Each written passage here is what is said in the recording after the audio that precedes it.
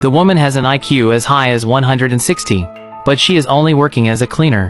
The reason for this is that she suffers from severe obsessive-compulsive disorder. Because she can't control her thoughts. She can't keep a job for a long time. As a single mother raising 3 children, Morgan has to work hard to earn money to support her children. One night, she finally got a job cleaning at the police station. She was having so much fun listening to music while working, she accidentally knocked over a file box containing a murder case. With her extremely high IQ and keen insight, Morgan could tell there was something wrong with the case just by looking at the crime scene photos. She found that a man was assassinated and his wife went missing in a strange way. The police regarded the man's wife as a suspect who fled after committing the crime. But after Morgan carefully thought about the clues, she directly made changes on the clue board without hesitation. She changed the identity of the man's wife from a suspect to a victim. This action early the next morning caused the dissatisfaction of the person in charge, Kara Dyke. It's against the law to change the clue board casually. Who did this? A man is dead, our primary suspect is missing. This is not a joke. No one admitted to doing it. In desperation, they could only check the surveillance. After seeing Morgan's charming figure while she was cleaning, Kara Dyke decided to find this woman. At this moment, Morgan didn't know that danger was approaching. At that time, she was shopping in the supermarket with her 3 children. As a single mother, being thrifty is something she has to do every day, so Morgan only bought discounted goods. Even her daughter's request to buy a lipstick was refused by her.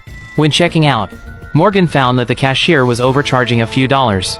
Because during the shopping, she had already calculated how much she was going to spend today.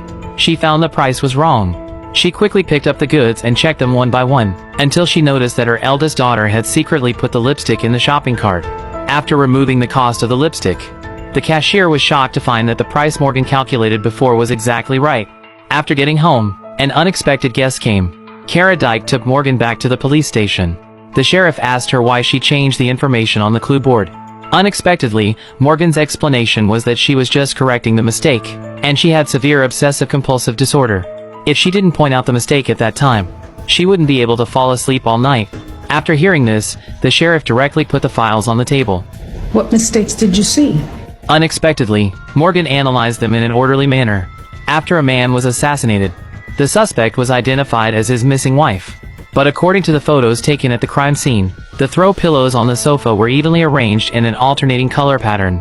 The handicrafts on the bookshelf were also placed with perfectly measured dimensions. This shows that the owner of the house must also suffer from obsessive-compulsive disorder. The key information was in a photo of the curtains. For a person with obsessive-compulsive disorder, how could they tolerate that there was only one curtain without a tie? This tie must have been used somewhere else. In addition, according to the hair left on the leg of the chair, it could be inferred that someone must have been tied to the chair, but there were no marks on the victim's wrists. From this, it could be judged that there must be a third person at the crime scene. The man's wife, Lynette, was tied to the chair, and the man himself was lying on the ground, so the murderer must have kidnapped Lynette. Unexpectedly, after a series of analysis, Kara Dyke's subordinates indeed found that at the time of the crime, there was a third person who had been to the crime scene. Morgan thought that since she provided clues to the police station, she could leave. But according to the procedure, Kara still locked her up first. They also quickly found the third person in this case. The girl named Rosika Zheng. A few months ago, she had filed a civil lawsuit. It turned out that the missing Lynette was a lawyer. The girl named Rosika Zheng was sexually harassed by one of Lynette's clients. Lynette won the lawsuit for that client, so Rosika Zheng pointed the finger at Lynette.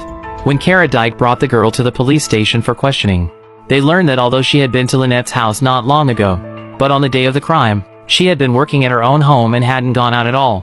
Can anyone confirm that? No. So she wasn't the murderer at all. Morgan here was finally going to be released.